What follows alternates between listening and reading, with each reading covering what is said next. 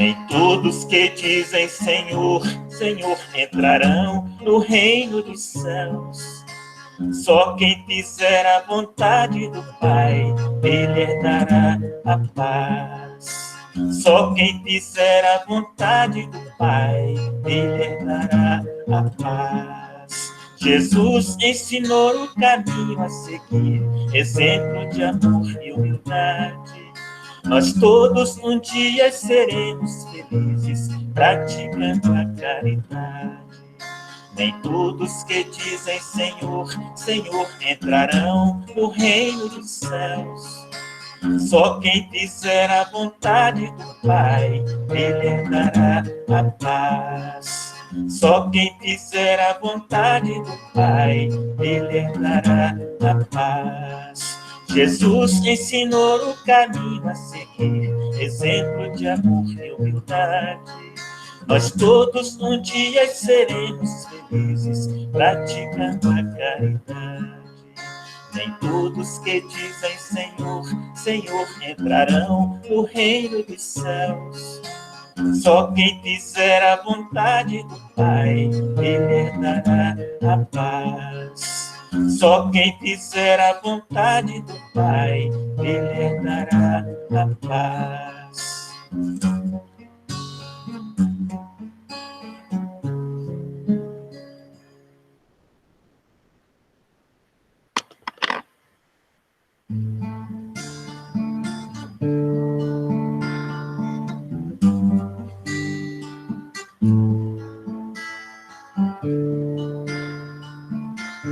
Seguindo seu caminho, encontrou um pobre homem, sozinho, abandonado, jogado pelo chão. Desceu do seu cavalo, dele se aproximou, olhando nos seus olhos, sorrindo lhe abraçou. Tão triste ele chorava, sem água, teto e pão, o homem lhe abraçava e tocava o coração. Ninguém lhe socorria, por pouco não morreu, o bom samaritano de pronto socorreu. Enquanto lhe abraçava, tocava suas feridas, salvou aquele homem e seguiu a sua vida.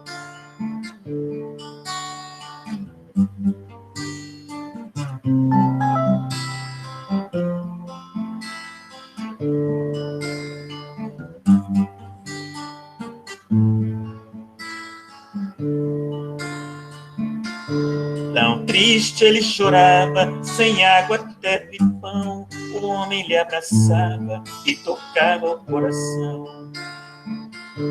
Ninguém lhe socorria, por pouco não morreu, o bom samaritano de pronto socorreu.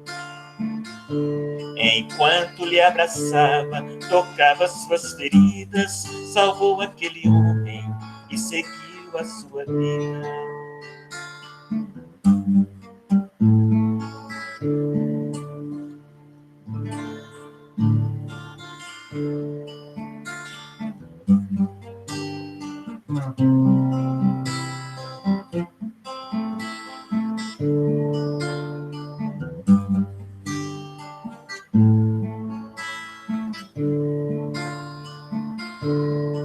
Ele chegou, sem dizer nada, me estendeu a sua mão e sorrindo me abraçou e tocou meu coração. Logo a multidão se fez naquele dia para ouvir a sua voz e o que ele dizia. Logo a multidão se fez naquele dia para ouvir a sua voz e o que ele dizia. Foi numa tarde tão linda, quando o sol se pôs, olhando nos meus olhos, assim ele se foi. Foi numa tarde tão linda, quando o sol se pôs, olhando em meus olhos, assim ele se foi. Jesus, filho de Maria, pra mim apareceu naquele dia. Jesus, filho de Maria, pra mim apareceu naquele dia.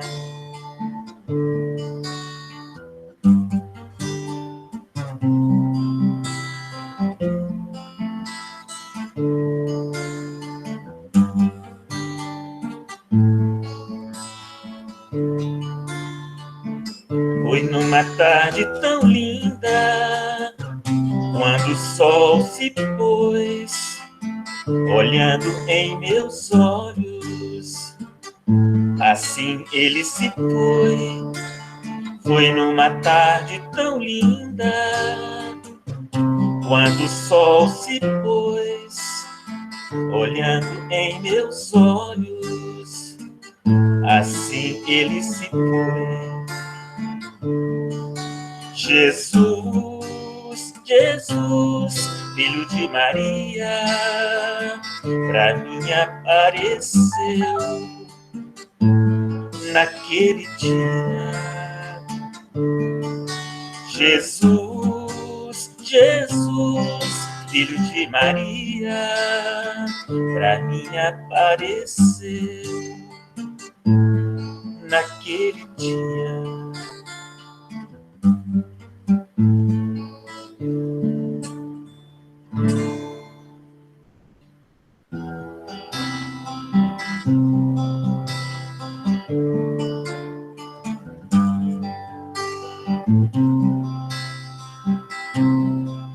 Se você sente vontade de chorar, não tenhas medo. Chora. Se você sente vontade de sorrir, não tenhas medo. Estou aqui. Se a tristeza invadir seu coração, não tenhas medo. Não tenhas medo. Cante uma canção. Eu estou aqui para te dizer que sou a mão que te conduz. Eu sou o pão que te alimenta. Na sua estrada eu sou a luz. Eu sou o mensageiro lá do céu que por amor morreu na cruz. Sou eu, filho de Deus. Para você eu sou Jesus.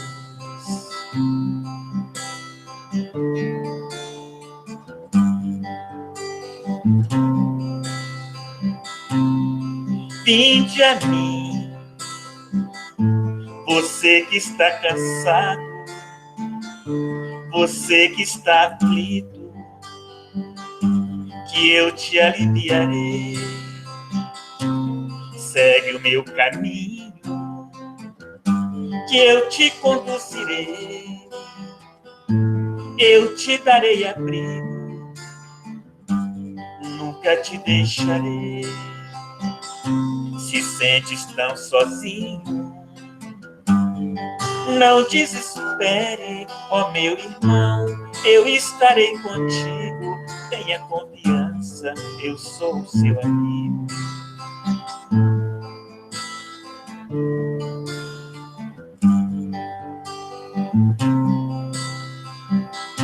Nós somos aprendizes, somos crianças. Todo o meu passado eu trago na lembrança. Chico Xavier foi o professor, exemplo de fé. exemplo de amor. Somos caminheiros em busca de uma luz. Chico, mensageiro do Mestre Jesus. Amor e caridade ele ensinou. Exemplo de humildade ele deixou.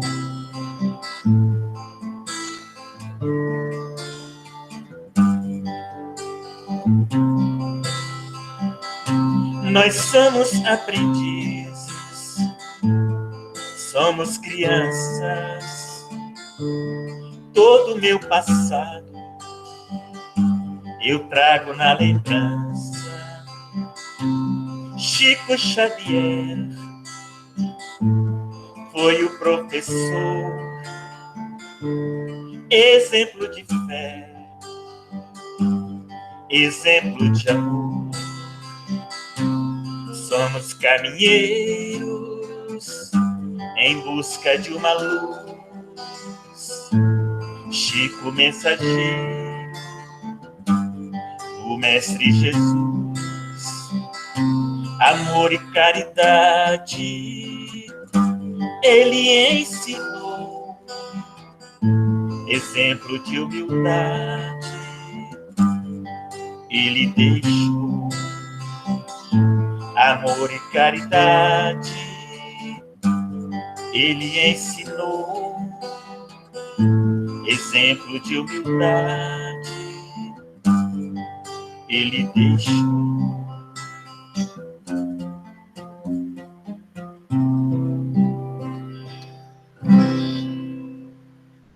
Deus abençoe, Toninho. Muito obrigado. Gratidão. Gratidão. Márcio, seja bem-vindo. Deus abençoe. Vou fazer aqui uma leitura do Fonte Viva, Francisco Cândido Xavier, pelo Espírito Emmanuel. Então, 126. Ajudemos sempre. E quem é meu próximo? Lucas 10, 29. O próximo a quem precisamos prestar imediata assistência é sempre a pessoa que se encontra mais perto de nós. Em suma, e por todos os modos, a criatura que se avizinha de nossos passos, e como a lei divina recomenda, amemos o próximo como a nós mesmos. Preparemos-nos para ajudar infinitamente. Se temos pela frente um familiar, auxiliemos-nos com a nossa cooperação ativa. Se somos defrontados por um superior hierárquico, exercitemos o respeito e a boa vontade. Se um subordinado nos procura, ajudemos-nos com atenção e carinho. Se um malfeitor nos visita, pratiquemos a fraternidade tentando, sem afetação, abrindo-lhes os rumos novos na direção do bem. Se o doente nos pede socorro, compadeçamos de sua posição, qualquer que seja. Se o bom se socorre de nossa palavra, estimulemos para que faça melhor. Se o mal nos busca a influência, amparemos-nos sem alarde para que se corrija.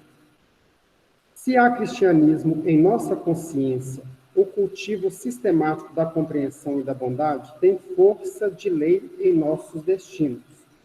Um cristão sem atividade no bem é um doente de mau aspecto, pesando na economia da coletividade.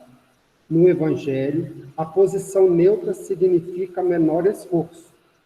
Com Jesus, de perto, agindo intensivamente junto dele, ou com Jesus de longe, retardando o avanço da luz. E sabemos que o Divino Mestre amou e amparou, lutou em favor da luz e resistiu à sombra, até a cruz. Diante, pois, do próximo que se acerca do teu coração, cada dia, terra para aprender e auxiliar. Vamos elevar o nosso pensamento a Deus, a Jesus, a espiritualidade amiga, para que ela possa estar nesse momento nos amparando, nos auxiliando, colocando em nossos corações energias, vibrações, que nós possamos aprender mais, auxiliar mais aos nossos irmãos, e que o mentor da casa, São Vicente de Paulo, os nossos amigos de jornada, estejam sempre a nos amparar. E nós agradecemos e pedimos a espiritualidade para o Geraldo Márcio, para que ele seja inspirado a nos trazer grandes esclarecimentos. Que Jesus nos ampare, hoje e sempre, que assim seja. Amém. Márcio, seja bem-vindo e a palavra é sua. Deus abençoe. Oi, gente. Boa noite. Boa noite. Em primeiro lugar, eu quero agradecer o convite carinhoso que vocês direcionaram até mim, né, para que nós pudéssemos estar aqui hoje reunidos nesta noite, para bater papo, para conversar mesmo sobre o Evangelho de Jesus. Porque nessa conversa entre amigos, né, que nós começamos a fazer as reflexões que nós necessitamos para que o Evangelho não seja apenas uma teoria na nossa vida, né? Que ele possa realmente trazer luzes para que nós passemos a praticá-lo uma vez mais, né? E como eu disse a Cida, eu não sou um expositor, eu gosto de conversar. Eu gosto de bater papo com a plateia, eu gosto de trocar ideia com aqueles que estão com a gente aqui. Então se sintam à vontade. Às vezes eu posso falar aqui e perder alguma pergunta que seja feita, alguma coisa que possa ser escrita, mas me ajudem aí os outros, né? Fiquem atentos e me transmitam, por favor. Eu agradeço demais da conta essa oportunidade. E como nós havíamos combinado, nós vamos hoje então bater um papinho, conversar sobre a parábola do bom samaritano. O meu áudio está indo bem para vocês aí? Em primeira pergunta que eu quero fazer. Tá ok? Ótimo, obrigado. Então a gente vai falar hoje sobre a parábola do bom samaritano, que nos evangelhos se encontra no capítulo 10 do Evangelho de Lucas, no Evangelho de Lucas, e no Evangelho segundo o Espiritismo está no capítulo 15, que é a Fora da Caridade Não Há Salvação, os itens 2 e 3, que Kardec coloca, não por acaso, essa parábola situada dentro desse contexto da caridade, que é o que nós vamos tentar enxergar e refletir dentro da leitura, principalmente do Evangelho aqui de Lucas, né, capítulo 10, versículos 25 a 37, que é uma história, uma parábola, eu acredito que do conhecimento de todos nós já ouvimos essa parábola várias vezes, mas o aprendizado ele se dá de forma repetitiva. Nós conhecemos isso, né? Nós precisamos repetir uma informação e repetir para ver se ela entra na cabecinha, né? E principalmente no coração. E por isso a gente vai fazer a leitura primeiro da parábola, da história, do contexto em que essa parábola foi contada, para que a gente possa então fazer as nossas reflexões, tá joia? Quem tiver aí em mãos o Evangelho, tá então Lucas capítulo 10, versículo 25 a 37. Vamos lá a leitura. E eis que certo mestre da lei levantou-se para testá-lo, dizendo: Mestre, depois de fazer o que herdarei a vida eterna? Ele lhe disse: Que está escrito na lei? Como a lês? Em resposta, disse: Amarás o Senhor teu Deus de todo o teu coração, de toda a tua alma, com toda a tua força e com toda a tua mente, e o teu próximo como a ti mesmo. Disse-lhe: Respondeste de forma justa, faze isto e viverás. Ele, porém, querendo justificar-se, disse a Jesus: Quem é meu próximo? Prosseguindo, disse Jesus: Certo homem descia de Jerusalém para Jericó e caiu nas mãos de assaltantes, os quais, depois de havê-lo despojado e espancado, retiraram-se, deixando-o semi-morto.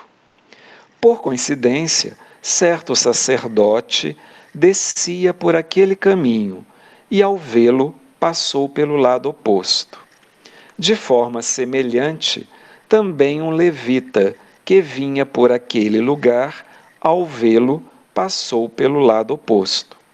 Certo samaritano, em viagem, veio até ele e, ao vê-lo, compadeceu-se. E, aproximando-se, atou os ferimentos dele, derramando óleo de oliva e vinho. Após colocá-lo sobre o seu próprio animal de carga, levou-o para uma hospedaria e cuidou dele. No dia seguinte, tirando 2 denários, deu-os ao hospedeiro e disse: Cuida dele, e o que gastares a mais, quando eu retornar, te pagarei. Qual destes 3 te parece ter se tornado próximo do que caiu nas mãos dos assaltantes? Ele disse: O que praticou a misericórdia com ele. Disse-lhe Jesus: Vai e faze tu do mesmo modo. Bom, essa então é a história do bom samaritano. Só que essa história, essa parábola que Jesus conta aqui, não começa aqui. Para a gente entender, nós precisamos ler não só esse capítulo 10 de Lucas, né, os versículos 25 a 37, mas essa história começa lá no capítulo 9 de Lucas e vai se estender até o capítulo 25, até o finalzinho. Como assim?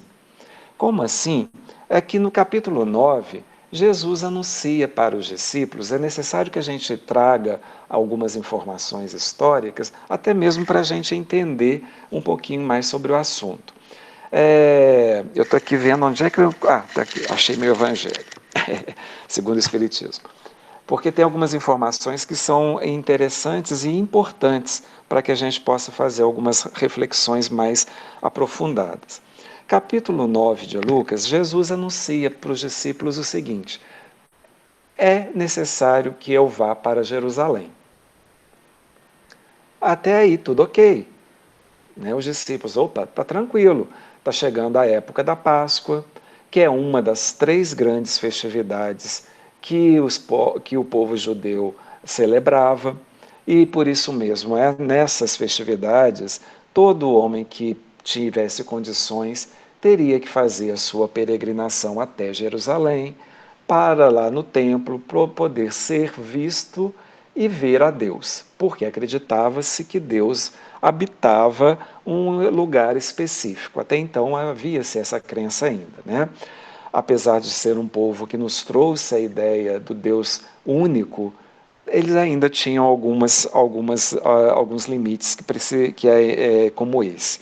Acreditavam que Deus estava presente no templo, principalmente.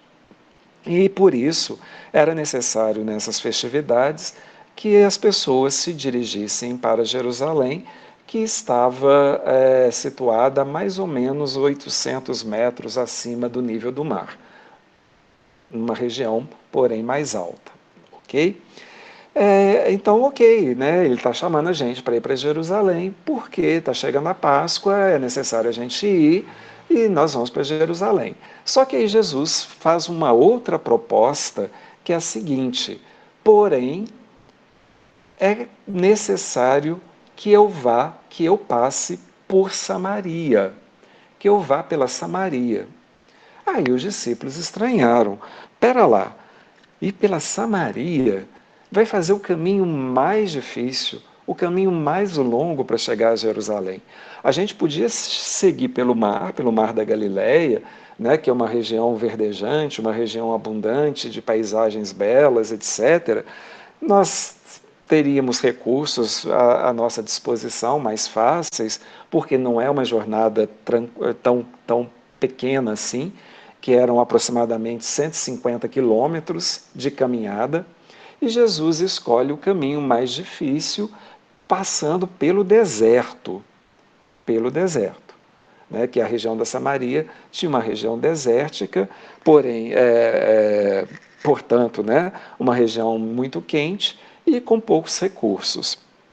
E ele diz que era necessário que ele fosse, então, pela Samaria. Ali os discípulos estranharam, mas, poxa, é o mestre que está pedindo, né? Vamos embora, vamos fazer, vamos com ele. E o João Evangelista toma a frente da situação e fala, ô mestre, então nós vamos fazer o seguinte, nós vamos à frente, porque nós vamos procurar hospedarias, alguém que nos dê, que nos acolha, para que a gente possa fazer essa nossa jornada de uma forma tranquila até chegar em Jerusalém. E aqui é um ponto capital para a gente entender, porque a hospedagem, o receber o peregrino, aquele que fazia suas caminhadas, principalmente essas caminhadas em direção aos lugares sagrados, né, era uma obrigação do povo judeu receber essas pessoas, acolher essas pessoas, oferecer a elas o que eles tinham de melhor, tanto no atendimento, no acolhimento, quanto também nas suas necessidades físicas, de alimentação, de cansaço, né, de limpeza do corpo, atravessando uma região árida, desértica, empoeirada. Né? Então, isso era uma obrigação que aquele povo tinha e levava isso com muita consideração. Eles tinham muita consideração por esse hábito de saber acolher o peregrino, acolher aqueles que necessitavam de abrigo, que estavam de passagem, de caminhada. Então João fala assim, olha, nós vamos à frente, então nós vamos pedir acolhimento, na hora que o senhor chegar já vai estar com tudo pronto. Só que aí, né, eles vão à frente, Jesus os alcança e o João chega, ó, senhor, teve jeito não.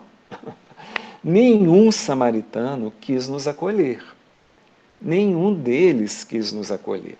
E aqui eu vou abrir mais um parênteses para explicar a rixa que existia naquela época entre samaritanos e judeus. Houve, no tempo após a morte de Salomão, uma cisão entre as 12 tribos que compunham o Estado de Israel. O Estado de Israel ele era composto por tribos, ok? As 12 tribos. E depois da morte de Salomão, por algumas razões lá, né, houve uma cisão, 10 tribos se separaram das outras duas. Essas 10 tribos que se separaram foram para o norte e tiveram o seu assentamento na região da Samaria. E as outras duas tribos, de Judá e Benjamim, ficaram ao sul, na região da Judéia, tendo como capital a cidade de Jerusalém. E eles eram de uma rixa tamanha que o templo em Jerusalém era um local de peregrinação, como nós estamos falando aqui, né? Que todo judeu deveria, pelo menos uma vez, peregrinar em direção a Jerusalém para poder fazer as suas ofertas e as suas orações a Deus. Os samaritanos tiveram, entre aspas, a ousadia de construir na sua região, em cima, num monte também, no Monte Gerazim, o templo, para eles poderem adorar a Deus lá e não terem que ir até Jerusalém. Isso é apenas uma pontazinha para a gente entender como que era essa rixa. Para não falar de guerras fratricidas que aconteceram entre eles, né? Guerras de assassinatos entre um e outros mesmo.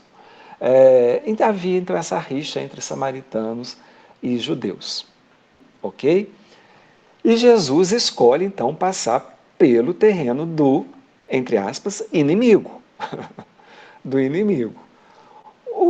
Os discípulos, né, tá, tudo bem, e chegaram lá e os samaritanos não ofereceram a acolhida que era de praxe ser oferecida. Não, vocês são judeus, né? Mas nós estamos indo em peregrinação, se virem.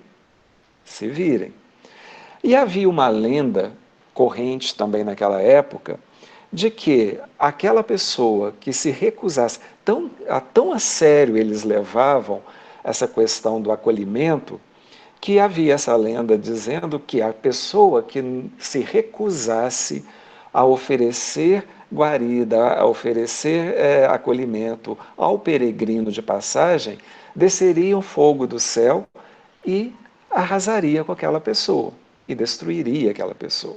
De tão sério que eles levavam esse costume, né, esse hábito. O João, então, né, de uma forma muito humana, né, muito sutil, chega para Jesus e fala assim, ó, eles não receberam a gente não. Só quer que eu faça uma prece aqui, peço para Deus mandar fogo do céu e destruir tudo enquanto é samaritano? Né? Jesus, então, dá a sua primeira lição. Ele vira para João e diz, o Filho do Homem veio para salvar vidas, e não para destruir. E não para destruir. Vamos continuar a nossa caminhada e a nossa jornada, fazer os nossos 150 quilômetros de ida, né, que depois tinha ainda a volta, mais 150, para Jerusalém, passando por esse deserto, e ali vão acontecer passagens maravilhosas que Lucas vai narrando, que é a ida de Jesus, a última ida de Jesus a Jerusalém, né, onde ele seria, então, crucificado.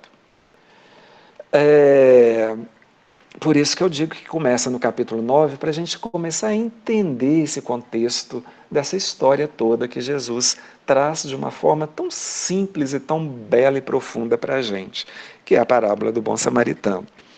E eles então continuam a viagem sem serem acolhidos nessa viagem, com poucos recursos, muito possivelmente sem poucos recursos, com poucos recursos, né, de alimentação, de água, então de descanso muito menos, né, não tinham aonde parar para descansar, e chegam em Jerusalém. Chegam a Jerusalém, e a cidade já estava sendo preparada para a festa da Páscoa, uma cidade que tinha em torno de 100 mil habitantes, nessas épocas das festividades, chegava-se a aproximadamente 1 milhão de habitantes. Então a população mais do que dobrava, né? Era 10 vezes mais do que o que eles tinham costume. E havia, então, realmente a receptividade do povo para com os peregrinos, dentro desse conceito que eles tinham e tudo mais. Jesus entra na cidade, ao invés dele ter uma alma ali caridosa, né, para recebê-lo, oferecer uma água, possivelmente por ter caminhado tanto tempo numa região pedregosa, difícil, com quem que ele se depara? Com um doutor da lei, que, como diz aqui o texto, estava ali não para oferecer os seus cuidados, mas para testar a Jesus, para testá-lo, dizendo: o que eu farei para herdar a vida eterna? O que é que eu tenho que fazer para herdar a vida eterna? Imagina, né, gente? Jesus chegando ali com fome, com sede, cansado, né? E a gente com fome, com sede, cansado, a gente é um exemplo de equilíbrio, né? A gente fica assim perfeitinho.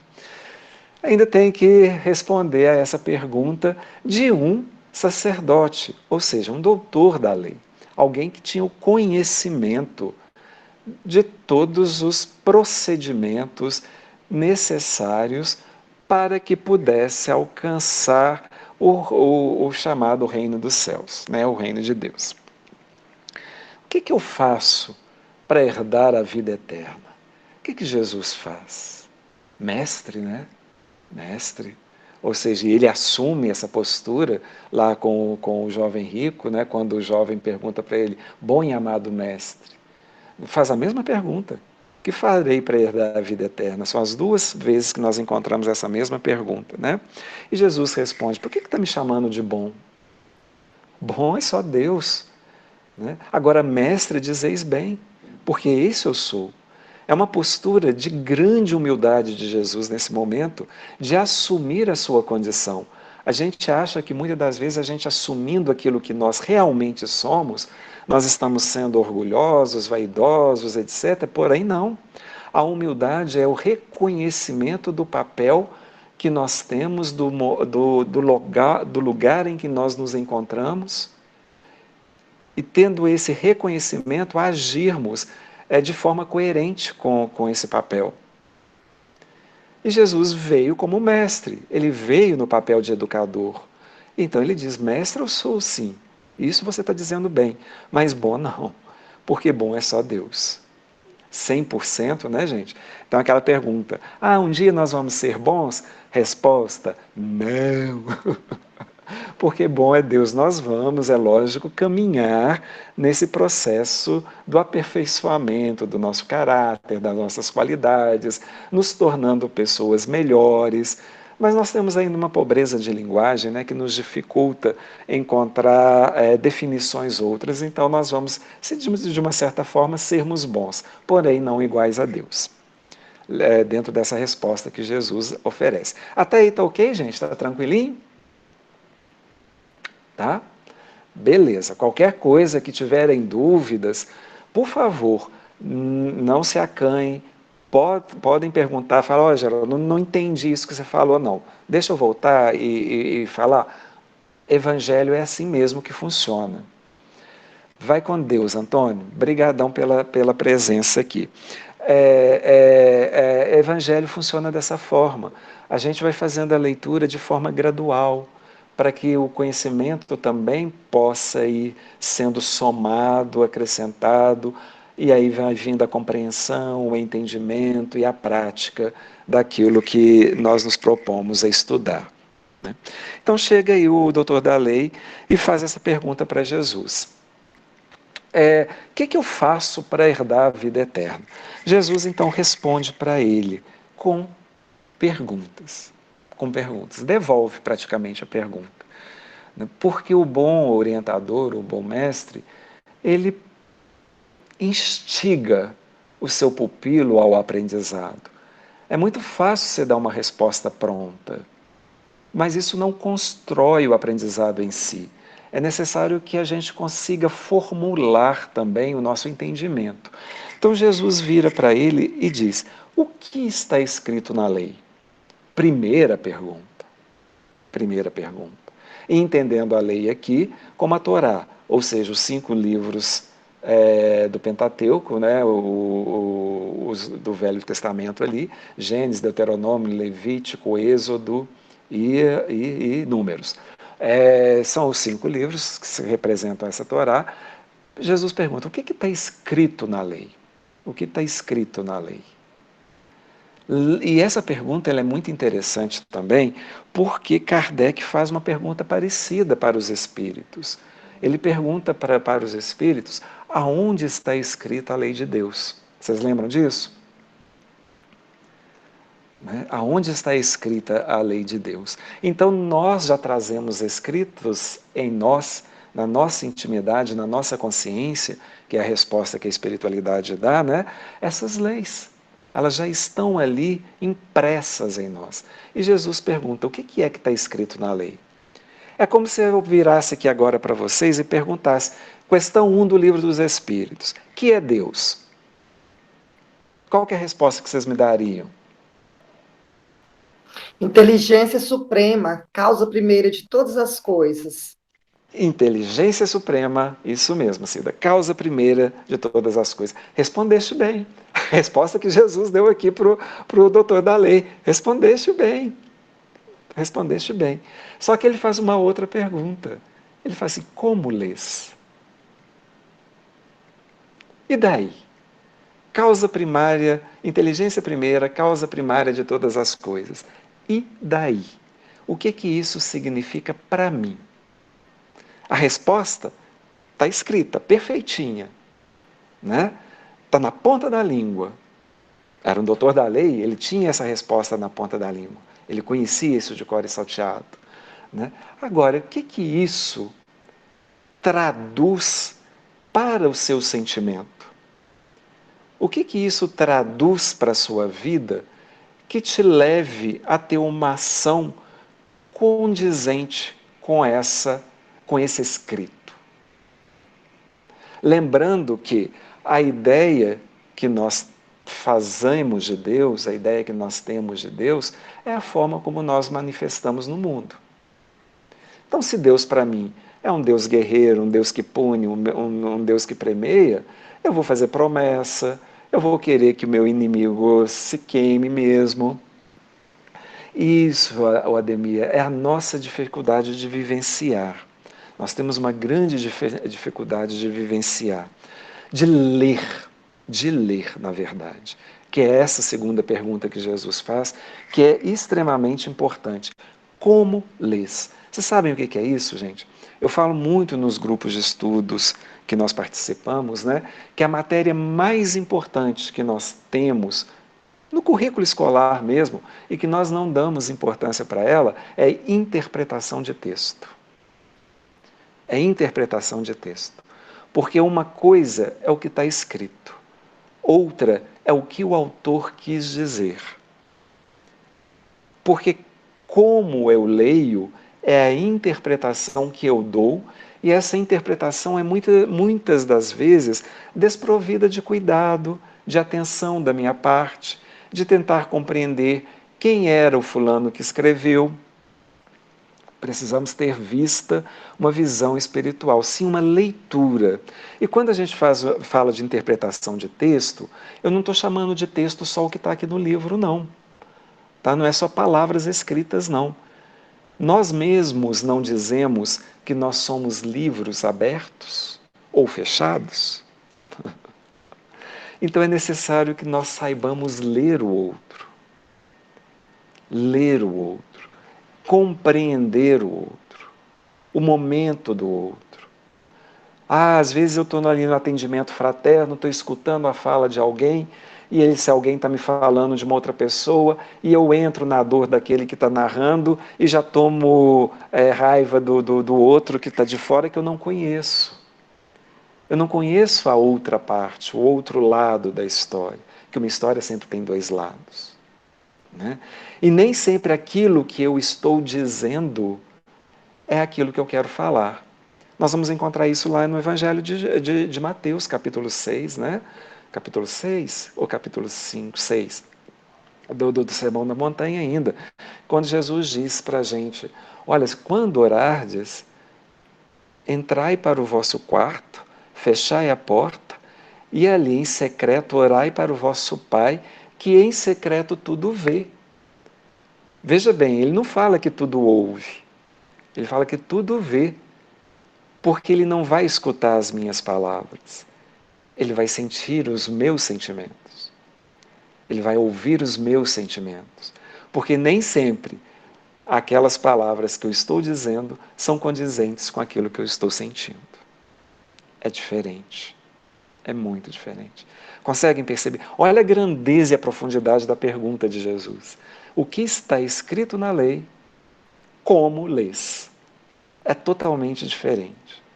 E de uma profundidade tamanha que o Emmanuel tem um texto, deixa eu só localizar aqui, que está no livro Alma e Luz. Depois vocês procurem, que eu nem vou ler aqui hoje, senão o nosso tempo já vai acabar e eu nem vou falar da parábola mesmo. Né? É que é como lês. O Emmanuel tem esse texto intitulado Como Lês, no livro Alma e Luz, psicografia do Chico Xavier. Tá? E o doutor da lei, né, o sacerdote, responde: amarás o Senhor teu Deus de todo o teu coração, de toda a tua alma, com toda a tua força, com toda a tua mente. Sandra, a definição sobre algo é uma coisa. E perdi, já sumiu. Se alguém tiver aí a leitura, depois me traduz aí para mim, Sandra. Então amarás o Senhor teu Deus de todo o teu coração, de toda a tua alma, com toda a tua força e com toda a tua mente, e o teu próximo como a ti mesmo. Jesus está trazendo o que já estava escrito na lei. Era o que eles já conheciam. Vocês acham que amar ao próximo foi alguma coisa que Jesus trouxe, inovou? Ele inovou na ação, no fazer, de mostrar como é que a coisa funciona. Mas isso já estava lá em Deuteronômio, capítulo 9 a 19. Acho que é 9, alguma coisa assim. Já está lá em Deuteronômio, amarás o próximo. E amar a Deus sobre todas as coisas era o beabá dos hebreus, dos judeus. Eles recitavam essa frase, esse texto, 3 vezes ao dia. Isso mesmo, Ademir, Jesus vivenciou 3 vezes ao dia. Era o Shema. Eu sou o Senhor teu Deus, eu sou o único, né? Tirei da servidão do Egito, tal. Amarás o Senhor teu Deus de todo o teu coração, de toda a tua alma, de todas as suas forças. Eles repetiam isso 3 vezes por dia, era a evangelização da infância. Era de conhecimento deles. Por isso Jesus diz, respondeste de forma justa. Certinho, nota 10 a sua resposta. Nota 10 a sua resposta. Faze isso e viverás. Mas, né, como o sacerdote estava ali para testar Jesus, ele que foi testar acabou sendo pego, né, numa armadilha, entre aspas, estava ali diante de uma situação que ele não esperava, porque ele não sabia que ele estava diante do governador do planeta, né? E fica inconformado e fala assim, tá, ok, mas quem que é meu próximo? Quem que é meu próximo?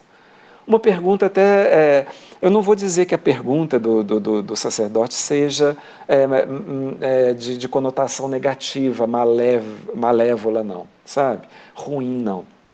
Porque ele pode também indicar uma pessoa em grande conflito com a religião. E isso nós encontramos, inclusive, no nosso meio espírita. Nós temos o conhecimento, o que está escrito na lei. É isso, pergunta as perguntas do Livro dos Espíritos, isso, aquele que se encontra mais perto de nós, quem é o nosso próximo. Mas aí é que está, sabe, Ademir? Porque naquela época, o que o sacerdote faz aqui é mais uma armadilha para Jesus. Existiam 2 correntes. Uma que dizia que o próximo, que a palavra no texto original é irmão, é só aquele que está ali do seu lado mesmo, que participa da sua vida, que compartilha das suas ideias, da sua religião, e por isso são só esses que são os meus próximos, é só a eles que eu devo amar. Samaritano, gentio envolve todos os outros povos, né? Sim, Sandra, é a humanidade inteira. Essa era a outra facção, era o outro segmento que partia de Hilel, avô de Gamaliel, que foi mestre de Paulo, que dizia, não, pera lá, próximo é toda a humanidade. Tanto é que quando a terra prometida, a terra vindoura, ela é prometida para Abraão, eles perguntavam isso, mas espera lá, Abraão já morreu, como é que ele vai herdar a terra? Ah, não, então ele não está falando de uma terra física, Deus está falando aqui de uma terra vindoura, de um mundo, na nossa linguagem, regenerado, né? E no qual os justos de todas as nações habitariam. Opa! Então os justos de todas as nações não são só judeus. Então meu próximo não está só aqui, né? São em todos os povos. Eram as duas ideias que eram correntes naquele tempo. Então, se Jesus escolhesse qualquer uma dessas correntes, o sacerdote podia falar assim, não, mas eu não aceito, eu faço parte da outra, eu acredito nessa outra. Jesus, então, magistralmente, né, traz a parábola do bom samaritano. Agora, imaginem vocês, a personagem principal da parábola, o mocinho da parábola, né, a pessoa de bem da parábola, é o quê? Um inimigo do judeu, um adversário, né? Um que ele nem queria ver de perto. Na hora que Jesus fala a parábola do bom samaritano também, ele não está falando só para o doutor da lei. Vocês imaginam João Evangelista que pediu para o fogo descer do céu e acabar com os samaritanos todos. O João deve ter baixado a cabeça e falado, Nossa Senhora. Nossa Senhora não, que ainda não era, né?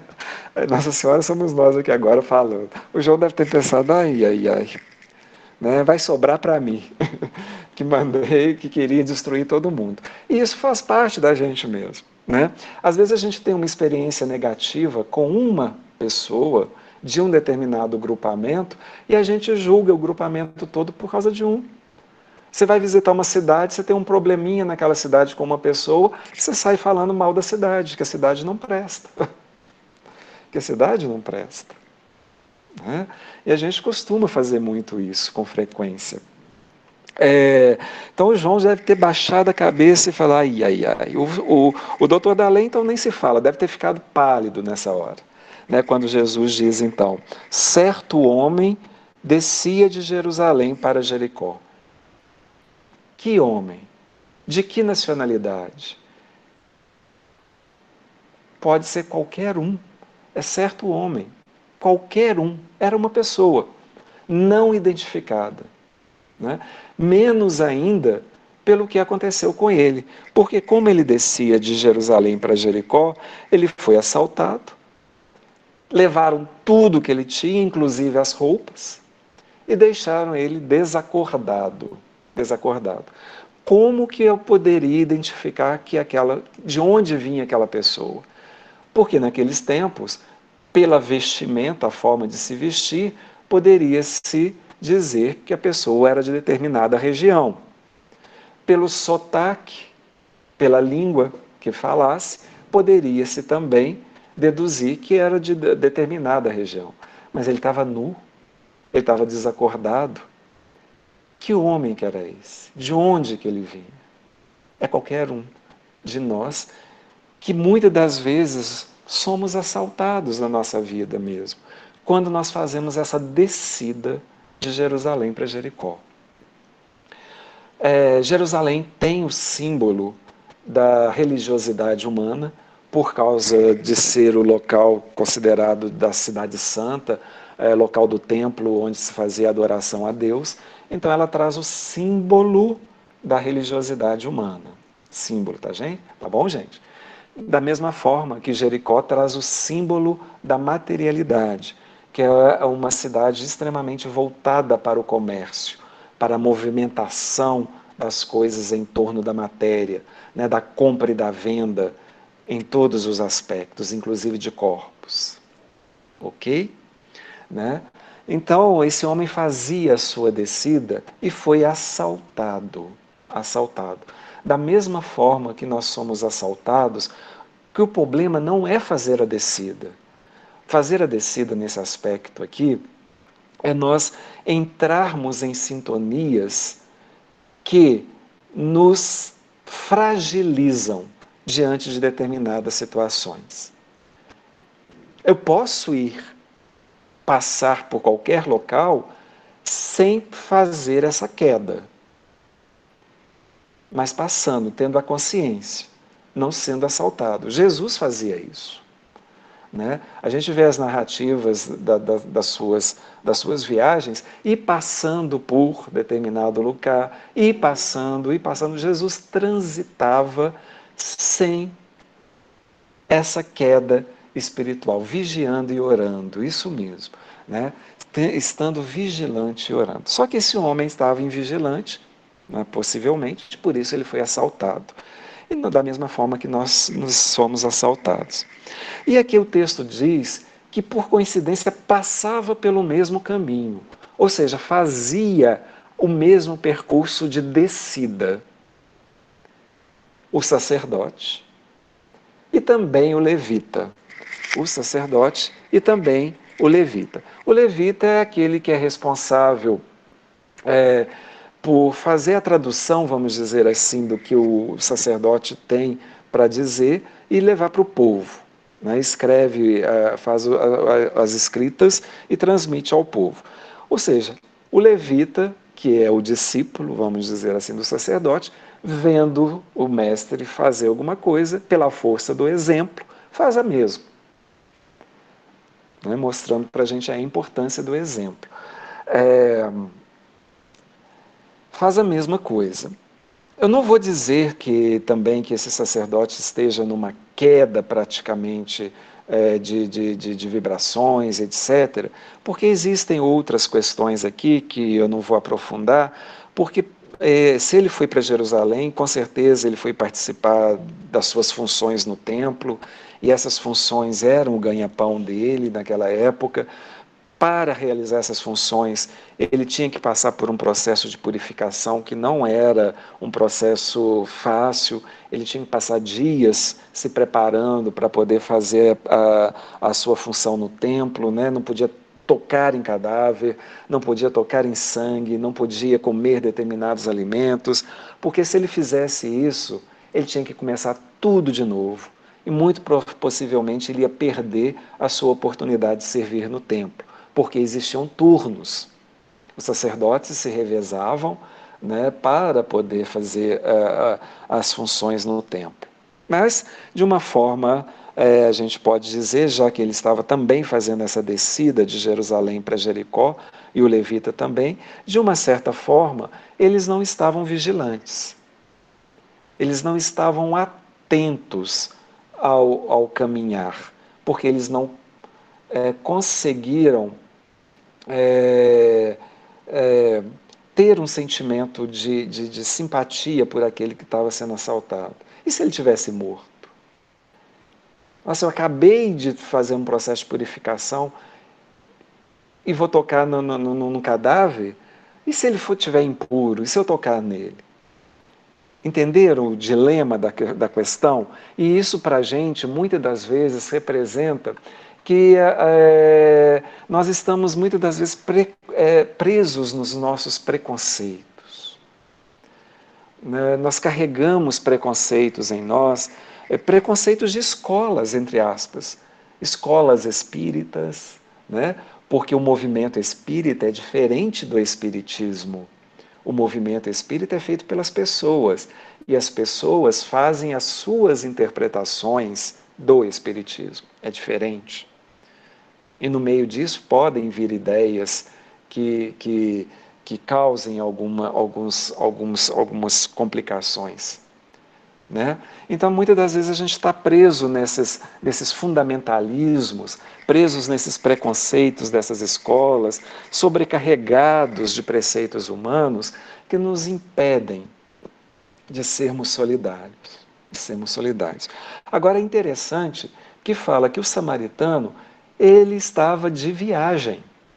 Não fala se ele estava subindo ou se ele estava descendo. Ele estava de viagem.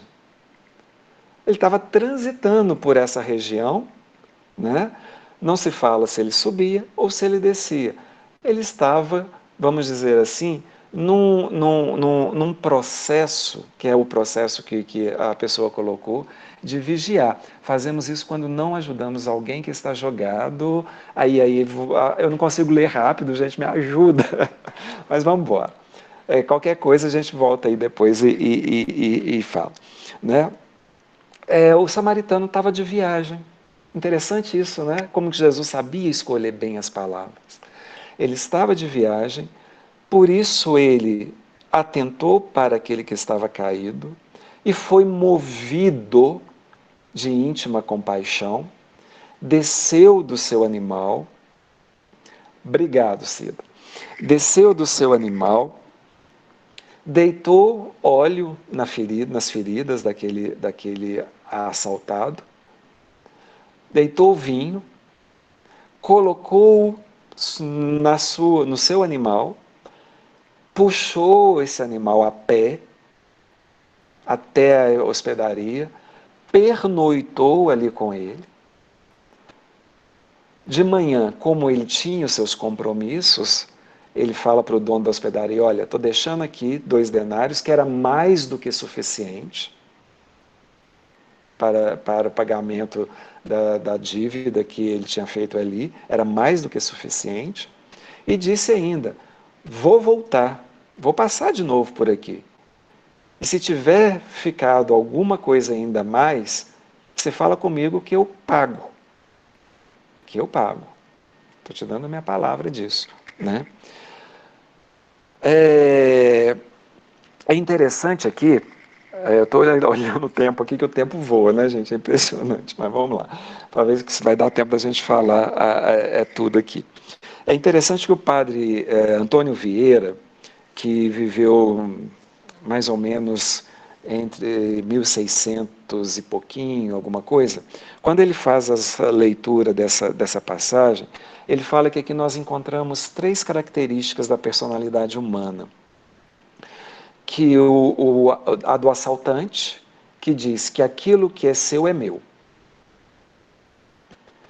do sacerdote do levita, que diz: aquilo que é meu, aquilo que é seu é seu. E o do samaritano, que diz: aquilo que é meu é seu. O do assaltante, que diz: aquilo que é seu é meu, eu não estou dizendo aqui, e nem eu acredito que o padre Vieira queria dizer isso, não é só de assaltar, de pegar o dinheiro do outro, de roubar a casa, etc, etc, não. Nós hoje vivemos numa atualidade onde nós queremos a vida do outro, que a gente acompanha na rede social, e a gente acha que a vida do outro deveria ser a minha, né? Porque a vida do outro é que vai me satisfazer. A vida do outro, que o outro tem, é que vai trazer felicidade para mim. Né? Então, o que é do outro é que é meu. O que é seu é meu. Esse é o assaltante. E por isso ele é movido pela antipatia. Você chega no momento de dizer: nossa, o outro é muito antipático, olha só, está aparecendo de novo, está mostrando de novo. Então ele é movido por essa antipatia. O sacerdote, o levita, quando diz: o que é meu, as amizades dos outros, a luz do outro, sim, a gente vai entrando nessa postura de ladrão de vidas. Né? O sacerdote e o levita, que diz: o que é meu e o que é seu, são movidos pela apatia. Ou seja, o outro não tem tanta importância, que é uma realidade que nós estamos vivendo hoje também. Né? E que Kardec pergunta lá para a espiritualidade: olha, eu entendi que o orgulho e o egoísmo é a chaga realmente da humanidade, mas tirando isso, o que dificulta o nosso processo de evolução? E a espiritualidade responde: interesse pessoal. O interesse pessoal. Quando você se movimenta sem olhar para o outro. E Jesus nos ensina a caminhar junto. Isso mesmo, Ademir. Então, quando nós somos movidos pelo interesse pessoal, nós somos movidos pela apatia. A vida do outro não me importa. Eu sou político, vou desviar a verba da merenda escolar porque eu preciso de um carro novo. Não me interessa a vida daquelas crianças. Não tem nada a ver comigo. Eu vou furar a fila da vacina, falar de uma coisa mais atual, né? Porque a minha vida é que importa. Eu tenho família, eu tenho esposa, eu tenho neto, eu tenho sobrinhos, né? Então eu preciso tomar a vacina. O outro não me importa, né? A vida do outro não me importa. É movido pela apatia. E o samaritano, né, quando diz que aquilo que é meu é seu, ele é movido pela empatia, pela simpatia, né, de se colocar no lugar do outro, de entender a dor do outro, sabendo que todos nós estamos sujeitos a sermos assaltados, né? A sermos roubados nos valores que muitas das vezes nós achamos que carregamos, né? E precisamos de socorro. Por isso, ele primeiro deita o óleo, que é o elemento balsamizante, né? Que vai diminuir as dores, depois o vinho, que é o elemento cicatrizante, depois coloca sobre a sua montaria e leva para a hospedaria. E assim é conosco. Muitas das vezes nós precisamos ser bálsamo na vida do outro, em primeiro lugar. Depois, nós precisamos ser vinho, aprender a auxiliar o outro, a cicatrizar as suas dores. Quando não, nós é que precisamos. Que o mais interessante aqui, gente, eu vou adiantando já um pouco, que a pergunta que Jesus faz, ele não pergunta quem foi o próximo. Ele faz a pergunta do ponto de vista de quem estava caído, de quem estava ali assaltado. Olha a pergunta que ele faz: qual destes três te parece ter se tornado próximo do que caiu na mão dos assaltantes? Então, próximo não é uma coisa que eu nasci, é uma coisa que eu me torno.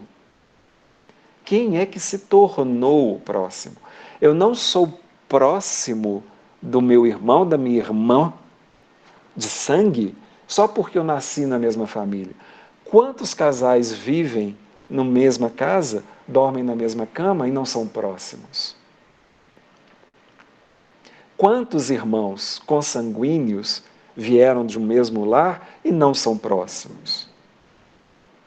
Né?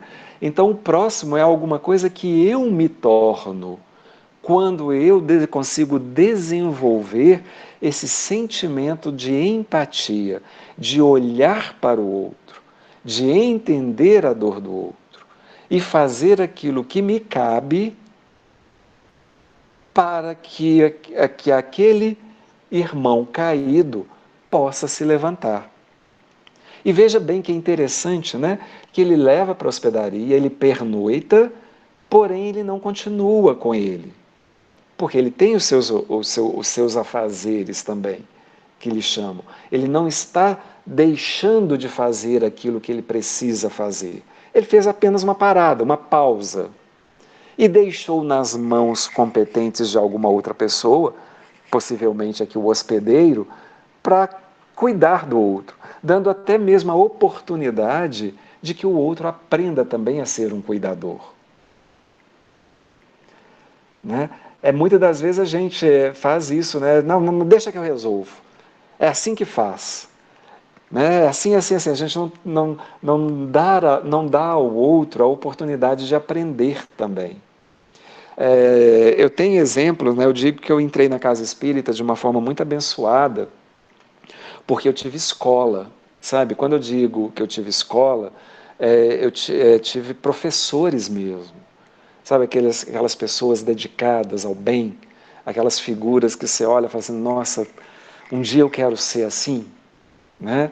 Então tem uma pessoa muito querida do coração que diante das dificuldades que as pessoas passavam e que a chamavam para auxiliar, ela sempre fazia questão de levar um ou outro com ela, assim, vamos comigo para você aprender como é que faz, como é que cuida, como é que atende, como é que fala, sabe? Dar a oportunidade para o outro também aprender.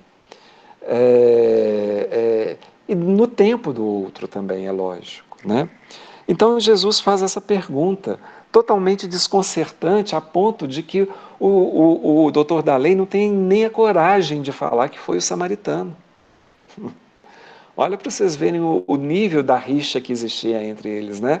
Ele dá um jeitinho, faz uma manobra porque ele era inteligente, não resta dúvida nenhuma da capacidade intelectual dessa pessoa que estava ali, né?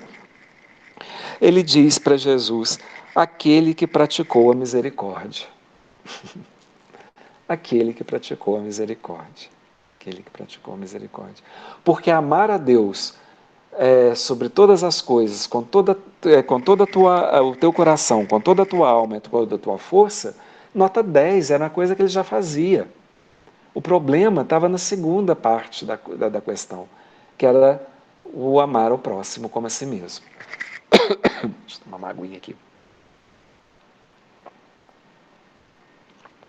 E lembrando que o samaritano fez justamente isso, amou o próximo como a si mesmo e a Deus sobre todas as coisas. Amar a Deus, gente, com todo o seu coração, com toda a tua alma e com todos os seus muitos, que é a tradução correta, ao invés de força, é você amar coração.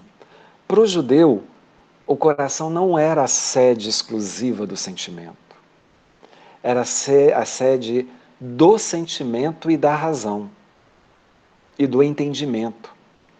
Então, significando a unidade, que é necessário ter unidade de sentimento e razão, e nós já sabemos, isso também é beabá dentro da doutrina espírita para a gente, né?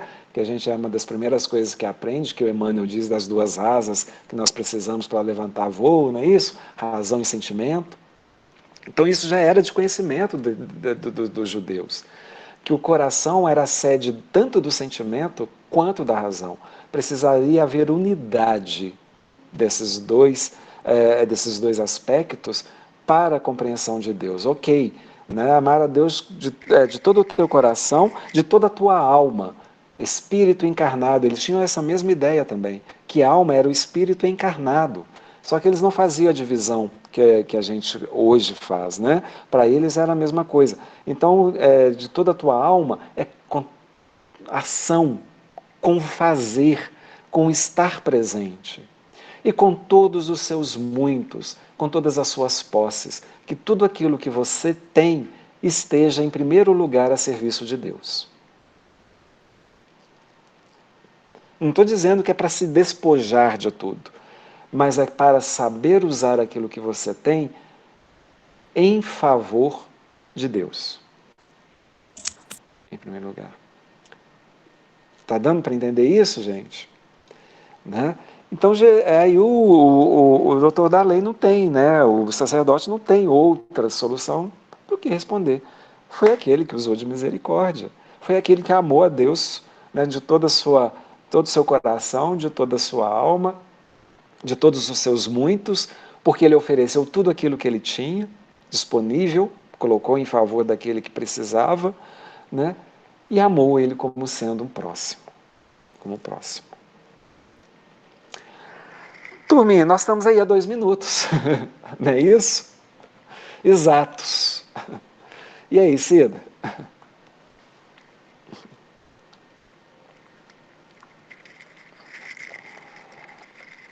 Nem dei tempo para vocês fazerem as perguntas. Você quer que eu leia? Se tiverem tempo, eu estou à disposição, não tem problema nenhum. Isso é com vocês. Então vamos fazer o seguinte: você faz a prece de encerramento, a gente aplica o passe e depois a gente fica para as considerações depois. Combinado. Combinadíssimos. Então vamos lá.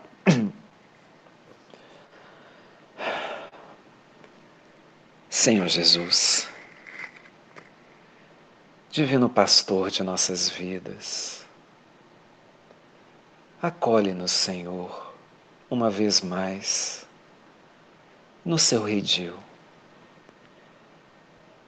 e amansa os nossos corações, para que saibamos ouvir novamente as suas palavras, o seu convite amoroso, a nos convidar a estarmos juntos a Ti, para caminharmos juntos em direção a Deus, nosso Pai. Mas, Senhor, não podemos seguir em frente se sabemos que atrás de nós existem aqueles que ainda clamam por socorro, por ajuda, por amparo. Ensina-nos, Senhor, a também buscarmos por esses que necessitam, como da mesma forma muitos outros nos buscam quando caímos, quando necessitamos. Que saibamos, acima de tudo, desenvolver a empatia e de estabelecermos a paz como bandeira definitiva da nossa jornada. Lhe agradecemos por tudo, Senhor, pela infinidade de bênçãos com que o Senhor nos acolhe e nos cobre. E lhe pedimos, seja sempre conosco, e que assim seja.